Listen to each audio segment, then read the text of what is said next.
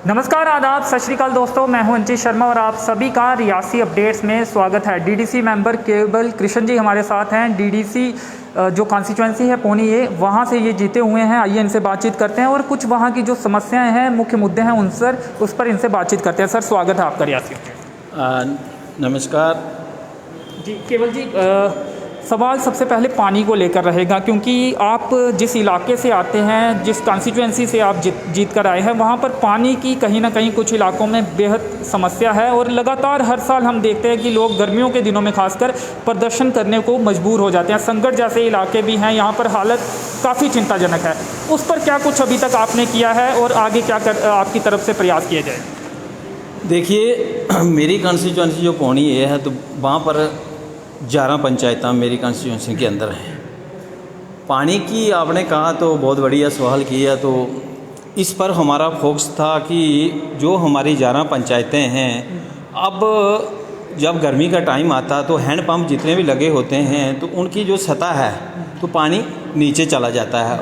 और पिछले 2 साल से जो मेरी कॉन्स्टिट्यूंसी के अंदर जितने भी हैंडपम्प हैं 40 के करीब हैं, और वो आज तक रेनोवेट यानी रिपेयरिंग नहीं हो पाए। तो पिछले टाइम हमारे डीसी मैडम थी इंदु, जब हम जीत के आए तो उसके बाद हमारा विषय यही था कि पानी और बिजली और रोड के ऊपर फोकस था, खास करके पानी के ऊपर ज़्यादा था। तो मैडम को हमने कहा, मैडम जी ये हमारा, उन्होंने एक उसका प्रोजेक्ट बनाया और प्रोजेक्ट बना के 40 का जितना भी था तो ग्राउंड वाटर को भेज दी।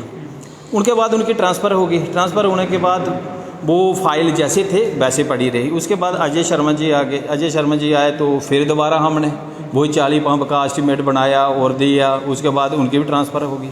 उसके बाद आप सरदार साहब आए हैं, चरणदीप सिंह जी, डिप्टी कमिश्नर रियासी। तो पिछले टाइम हमने जब ये आए तो हमारा फर्स्ट जब इंट्रोडक्शन मीटिंग हुई तो यही कहा कि भाई हमारे हैंडपम्प जो ख़राब हैं और इनको रेनोवेट करना है बहुत, क्योंकि लोग त्राही माम मचा हुआ पानी के ऊपर।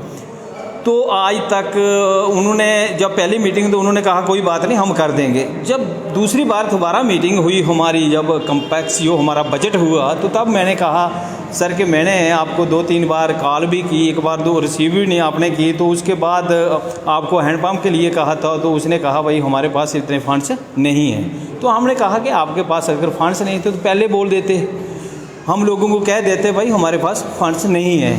क्योंकि जो हमारे पास फंड्स जो आए थे, गवर्नमेंट ने 10 करोड़ रुपया दिया था, वो 70-71 लाख रुपया आया है। तो उसमें हमने प्लान बनाया। इस बार मैंने उस प्लानिंग के अंदर 3 लाख रुपया जो हमारे हैंडपम्प रिपेयरिंग के लिए रखा है। और जो भी 11 पंचायतें 5-6-7 लाख रुपए का काम रख दिए, वो तो पूरा हो गया। इसके अलावा हमारे पास कोई पैसा नहीं है, ताकि ये एडमिनिस्ट्रेशन ने ही देखना है ना, डिप्टी कमिश्नर रियासी, उन्होंने देखना कि कहाँ से इसको मैनेज करना है। तो पानी की, उसके बाद जो हमारा पानी जो पाइपें हैं, पाइपें पिछले जितने भी प्रोजेक्ट बने थे उसमें कुछ पंचायतों में जो हमारे कंट्रैक्टर हैं उन्होंने जो पास हो गए, कंडक्टर ने जितनी भी पाइपें कुछ खरीदी हैं, जिनके नाम जो टेंडर हुए हैं, तो उनका अलॉटमेंट हुआ था 4 करोड़ के करीब। एक भारत का पंचायत है, उसमें पिछले इनॉग्रेट मैंने किया 3 करोड़ 88 लाख रुपया वो हो गया है। लेकिन उसमें टाइम लगेगा। लेकिन फर्स्ट ऑफ ऑल है कि अभी लोगों को पानी कैसे दिया जाए। तो ज़रूरी ये था कि हैंडपम्प रिपेयरिंग हो जाते तो लोगों को पानी मिल सकता था, लेकिन ऐसा हो नहीं पाया। तो आज हमारी मीटिंग थी, हमारे माननीय महामंत्री अशोक कौल जी आए थे, उनके साथ भी हमारे यही मशवरा हुआ कि हमारे पास पैसा कोई है नहीं, हम कौन से फंड से इनको रेनोवेट करवाएंगे। क्योंकि पिछले टाइम में जब सरपंच 2-3 बार रहे, मैं सरपंच था, तो हम मिलके, हमारे पंच थे, हम मिलके उसको करवा देते थे। अगर ये, क्योंकि आज तो हमारे पास फंड्स कोई नहीं है, हम कहाँ से करवाएं। तो यही पर पब्लिक के बीच में ये बात आती है कि पब्लिक को कितने बार हम झूठ बोलेंगे। आज 6 महीने हो गए, आज नहीं कल हो रहे हैं, आज हो रहे हैं, कल हो रहे हैं, अब परसों फिर दोबारा दिया है। तो अब आशा करते हैं कि 2-3 दिन के शायद बीच में हो पाए। एक प्रेस नोट भी जारी किया गया था प्रशासन द्वारा कि रियासी ज़िले में जो पंप है, वाटर पंप हैं, वो ठीक करवाए जाएंगे। हो सकता है ये आपके प्रयास के बाद ही हुआ हो, लेकिन सवाल ये उठता है सर, आप ही की सरकार है, एलजी प्रशासन के जरिए आप ही की सत्ता यहाँ पे चल रही है, और कहीं ना कहीं क्या आप अपनी ही सत्ता पर सवाल उठा रहे हैं, क्योंकि आपके जीते हुए नुमाइंदों के काम इस समय नहीं हो पा रहे हैं, सरकार आपकी है। नहीं, वो बात बिल्कुल दुरुस्त है, आपकी सरकार हमारी है, लेकिन बीच में बात आती है कि एडमिनिस्ट्रेशन अभी हमारे पास जो गवर्नमेंट ने फंड्स रिलीज़ करने थे वो हो नहीं पाए। जब हमारे पास फंड्स रिलीज़ हुए नहीं तो हम तो थोड़ी सी परेशानी आती है कि हम वहाँ से कहाँ से लोगों को दें और कैसे करें, क्योंकि हमारे चेयरमैन साहब को भी कहा मैं 2-3 बार, उन्होंने कहा भी लिस्ट दो, मैंने उनको भी लिस्ट दी है, भेजी है। मेन मसला है कि पीछे कोविड की वजह से थोड़ी सी परेशानी आ गई, अगर कोविड ना होता तो कुछ हम करते आज तक। लेकिन जो डील है ना एडमिनिस्ट्रेशन की बहुत बड़ी डील है, इन्होंने हमारा पूरा योगदान देना चाहिए, पूरा कोऑपरेट करना चाहिए। गाइडलाइन नहीं कर रही एडमिनिस्ट्रेशन, नहीं, बहुत कम। आज भी यही हमारा सवाल था कि एडमिनिस्ट्रेशन को चाहिए कि हमारे साथ कोऑपरेट करे और जो भी लोगों के मसाइल हैं उनको हल करें। सुजानपुर गांव की भी पानी की समस्या सामने देखो आपकी जानकारी में है? बिल्कुल, सुजानपुर मेरी ही पंचायत थी। सुजानपुर के अंदर कुछ पिछले बार जब मैं सरपंच था तो हमारे पास बैक टू विलेज का 2.5 लाख रुपये आया था। 2.5 लाख में से 2 लाख रुपए की 2.5 लाख का टेंडर लगा हुआ था। एक टैंकी थी 50, 2 लाख की पाइप तो लग चुकी है, अभी टैंकी बनना बाकी है।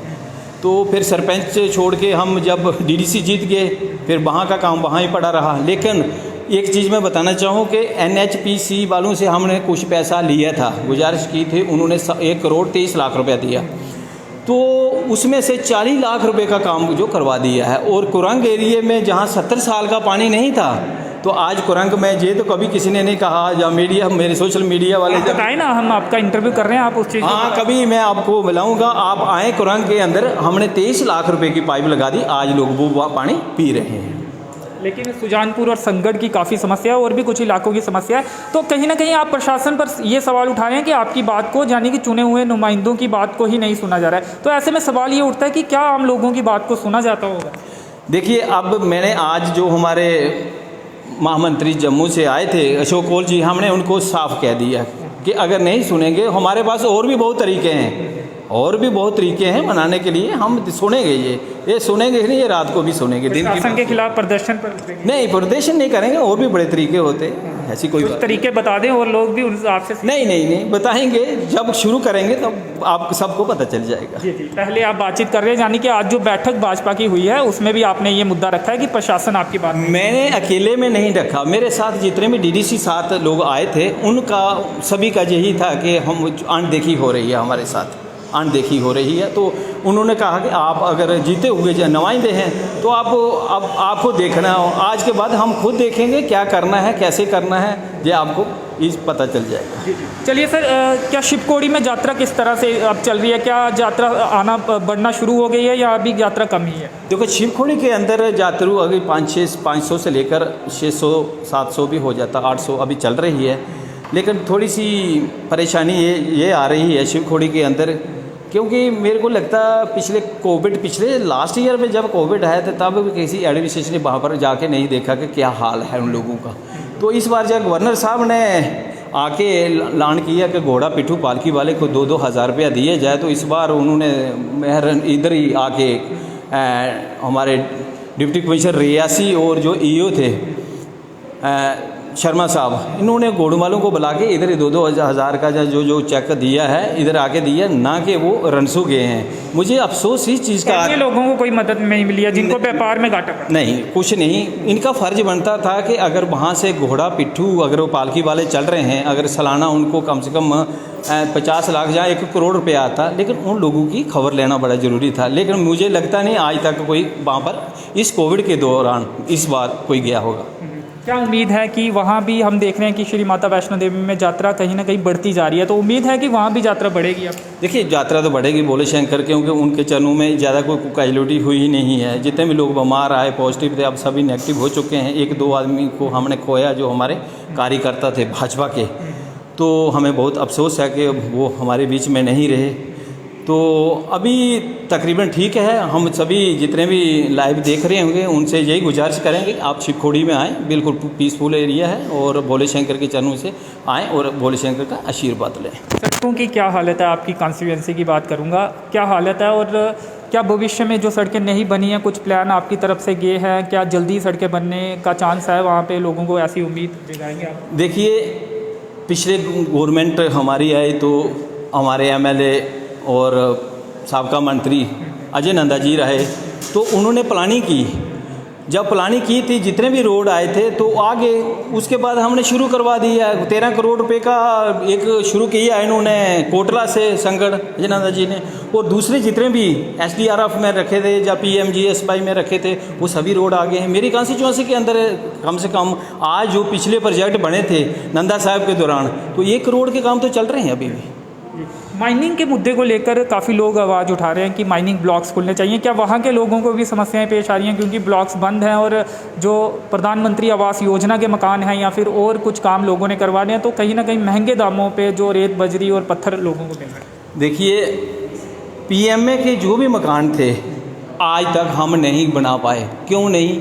क्योंकि माइनिंग का इशू चल रहा था। ये उठाते थे आप मुद्दा क्योंकि आप और उस पार्टी के जीते हुए नुमाइंदे हैं जिस पार्टी की सत्ता इनडायरेक्टली यहाँ पे चल रही है और केंद्र में भी आपकी सरकार है, उसके बाद भी ये मुद्दे हैं, तो सवाल कहीं ना कहीं आपसे पूछा जाएगा। नहीं, मैं आपसे यही शेयर करना चाहता हूँ कि मायने के जो मसले थे पिछले टाइम, तो जैसे ये खुल चुका था और दूसरे जो अजय कुमार जी आए थे पिछले बार माइनिंग की हमारी मीटिंग हुई अपने पंचायत जेडी में, तो उन्होंने इनिशिएटिव लिया कि माइनिंग के मसले जो भी हैं जल्द से जल्द इनको हल करेंगे। और वो मीटिंग हुए तो काफ़ी पब्लिक हियरिंग हुए, काफ़ी देर हो गई। पब्लिक हियरिंग हुई, मीटिंग हुई, उसके बाद वो उनकी ट्रांसफ़र होगी, वो चले गए। उसके बाद भी कोविड आ गया, उसकी वजह से थोड़ा डिले हो रहा है।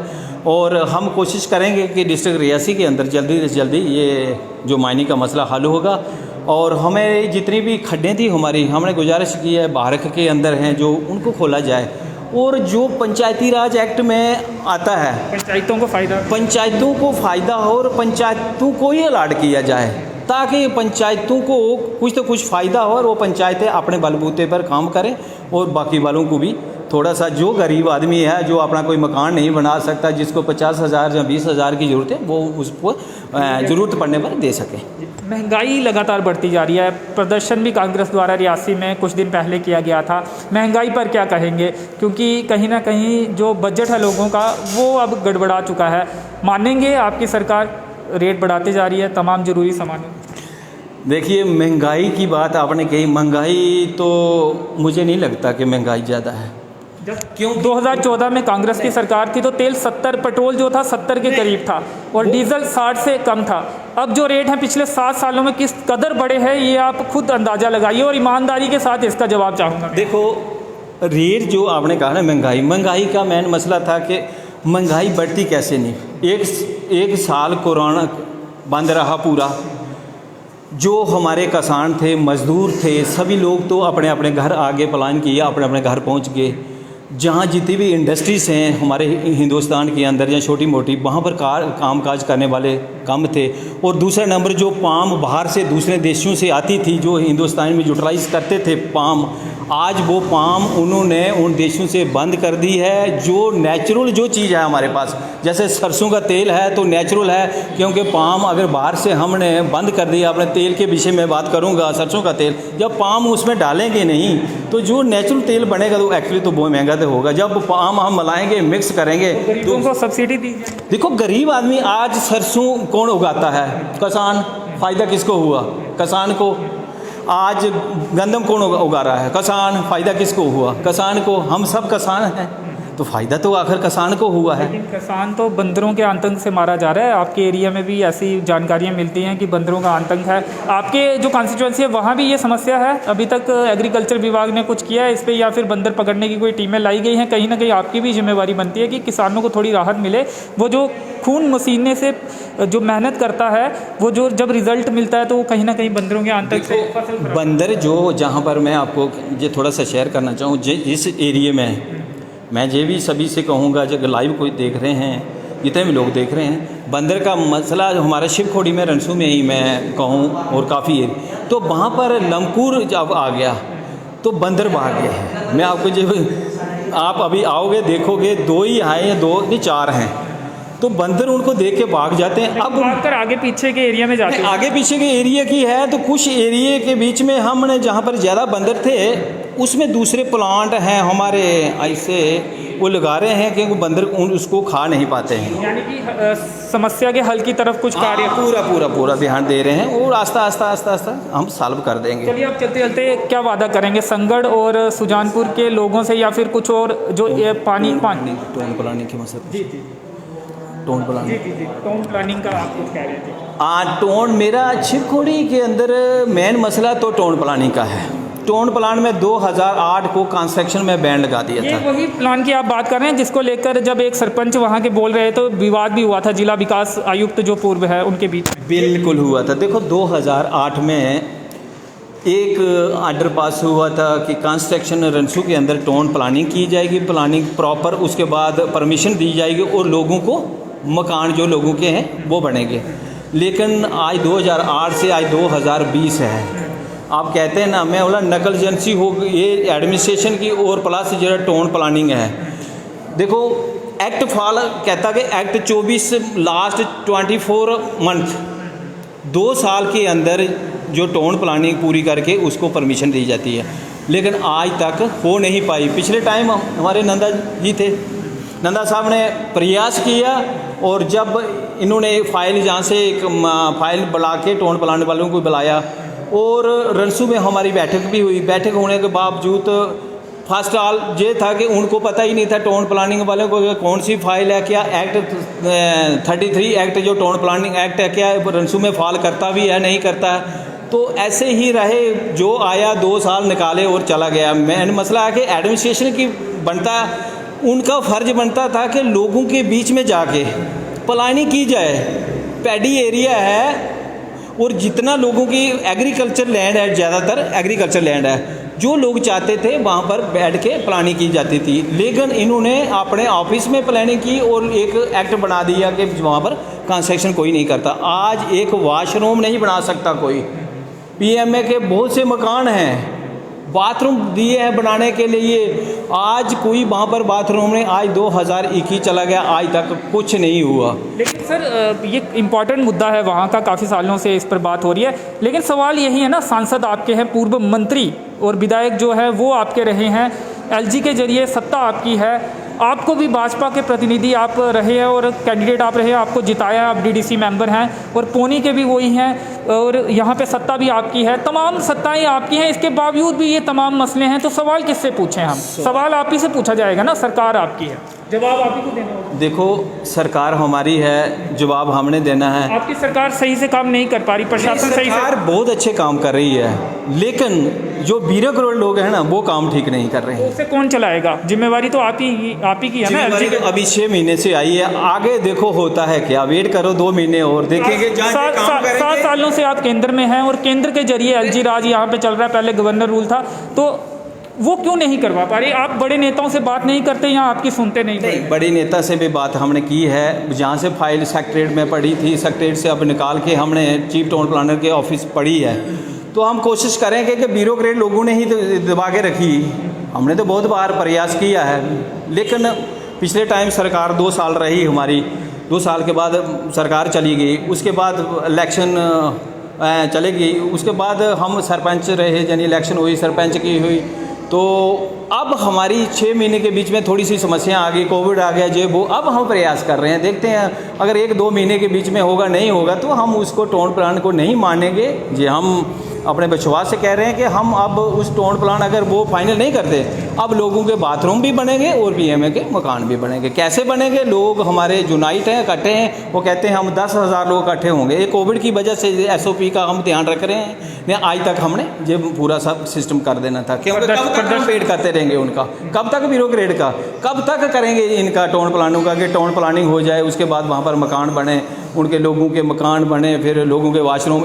एक घर था, आग बच्चा उसका 15 साल, आज वो 30 साल का है। एक ही घर में 4 शादियां हो रखी हैं, एक ही घर में गुजारा कर रहे हैं लोग। ये तो बहुत बड़ी। अब हम देखते हैं, हम जीते हुए रिप्रेजेंटेड लोगों ने वोट दिए हैं, इलेक्टेड हैं। अब देखते हैं कि अगर 1-2 महीने के मसला होता है, उन्होंने हमारे को बस 1 महीने का टाइम लिया चीफ टाउन प्लानर ने। पिछले हफ्ते में गया था, उन्होंने कहा 1 महीना, अगर 1 महीने के बाद नहीं होगा तो हम अपना ही शुरू करेंगे। यानी प्रदर्शन करेंगे अपनी? प्रदर्शन नहीं करेंगे हम लोगों को पीएमए के मकान बनाएंगे और बाथरूम बनवाएंगे। कैसे होगा देखा जाएगा, ये नहीं बताएंगे। भोले शंकर बैठे हुए वो ही करेंगे। मानदेय, आज खबर मैंने पढ़ी कि मानदेय जो है आपका रिलीज़ किया जाएगा। आप खुश हैं आप? और अधिकारों की जो लड़ाई थी, क्या अब कुछ बदलाव किया गया? कुछ जानकारी आपको दी गई है और वेतन आपको अब दिया जाएगा, मानदेय जिसे कहा जाता है। ये खबर आज पड़ी है, खुश हैं? 15,000 जो वेतन है या ज़्यादा वेतन आप चाहते हैं? देखो हमने कहा था कि वेतन हमें नहीं चाहिए, फर्स्ट ऑफ ऑल वेतन हमको नहीं चाहिए। अगर हम 20 साल से या 25 साल से लोगों की सेवा कर रहे हैं, पहले हम सरपंच बने तो हमारे 500 मिलता था, फिर 1000, फिर 3000 हो गया। लोगों की सेवा तब भी हमने की, तो आज भी कर रहे हैं। अगर 6 महीने के बाद आज वेतन आया तो हम नहीं समझते कि ये वेतन हमें ज़रूरत नहीं है, हम लेंगे भी नहीं। आप आज मैं कह रहा हूँ तो कभी भी देखना मेरी टिकट पर मैं कभी साइन करके वेतन नहीं लूँगा, जब मेरे अकाउंट में आएगा। तो आज यही हमारी अभी चेयरमैन से बात होगी, मैं जा रहा हूँ कि हम वेतन नहीं लेंगे। मेन मसला हमारा था कि वेतन नहीं लेंगे तो वेतन लेने के बाद गरीबों को दे देंगे, कहीं डेवलपमेंट में लगाएंगे या सरकार को वापस करेंगे? अभी बताना जल्दबाजी होगा, क्योंकि अभी मुझे सरकार को वापस करने का तो कोई फ़ायदा नहीं, अभी बताना थोड़ा जल्दबाजी होगा।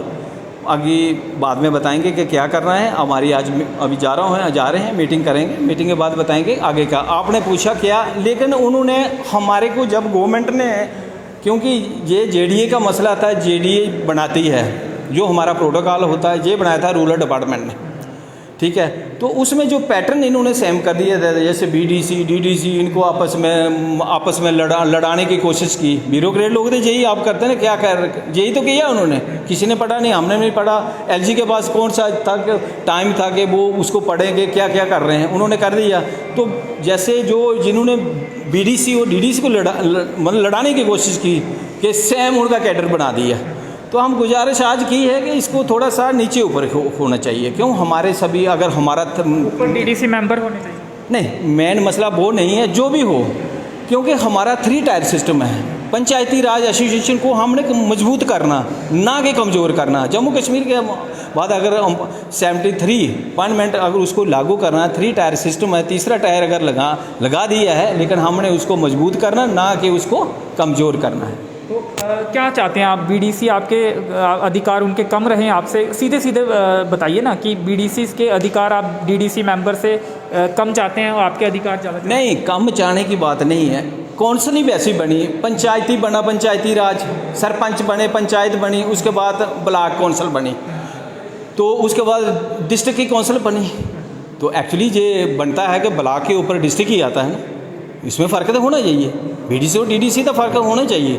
वो पैटर्न में तो ये बात की है हमने, ये तो इसमें तो अंतर क्यों ये कौन सा आकर आप वही बात कर रहे हैं कि डीडीसी जो मेंबर हैं वो ऊपर होना चाहिए। और इसके साथ ही एक जो वीडियो कटरा से वायरल हुआ था, जो हमने भी पोस्ट किया था रियासी अपडेट्स में, डीडीसी मेंबर पैंथल और बीडीसी चेयरपर्सन कटरा के बीच कैंची खींचतान देखने को मिली थी उद्घाटन के दौरान। क्या आपने वो वीडियो देखा था, और अगर देखा था तो उस पर आपका क्या कहना है? देखिए, ये तो चलता रहता है, ये सभी लोग। मैसेज क्या गया?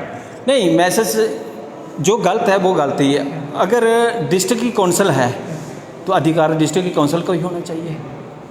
अगर डिस्ट्रिक्ट की कौंसिल वहाँ पर नहीं गया हुआ, डिस्ट्रिक्ट की कौंसिल डीडीसी में नहीं गया हुआ, तो ब्लॉक का अगर ब्लॉक चेयरमैन है वो कर सकता है। लेकिन अगर ब्लॉक वो पैंथल के थे, उसके बाद वो कर सकता है, ऐसे सरपंच कर सकता है, ऐसी कोई बात नहीं है कि वो डीडीसी मेंबर पैंथल के नहीं, कहीं के भी हों। मेरे कहने का मतलब कि अगर दूसरी कॉन्स्टिट्यूएंसी 3 टायर सिस्टम अगर बनाया गवर्नमेंट ने, फिर 2 टायर हो गया ब्लॉक और 3 टायर हो गया डिस्ट्रिक्ट कौंसिल।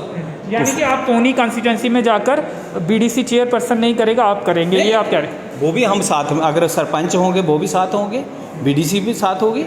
रिबन कौन काटेगा? डीडीसी काटेगा। मैंने अभी किया, इनॉग्रेट किया, आपने देखा होगा। बार्क में आपको कहा कि 4 करोड़ रुपए का किया हमने, ठीक है। और 1 लाख का एक किया काम हमने ब्लैक टॉपिंग का, और 26 लाख का एक शुरू किया। तो हमने किया, मैं उधर बीडीसी मेंबर को ऊपर रखा जाना चाहिए, बीडीसी चेयरपर्सन। आप स्पष्ट तौर पर ये मान? बिल्कुल। चलिए, शुक्रिया हमसे बात। Thank you. तो पौनी ए कॉन्स्टिट्यूएंसी डीडीसी मेंबर केवल कृष्ण जी हमसे बातचीत कर रहे थे और इन्होंने साफ तौर पे ये कहा है कि ये जो समान रूप से ये जो लड़ाई बनाई गई है बीडीसी चेयरपर्सन और डीडीसी मेंबर्स के बीच में, इसमें स्पष्टता आनी चाहिए और डीडीसी मेंबर को ज़्यादा अधिकार दिए जाने चाहिए। तो चलिए फिलहाल इस इंटरव्यू में इतना ही। मेरे सहयोगी नरेश भगत के साथ मुझे दीजिए अनुमति। धन्यवाद।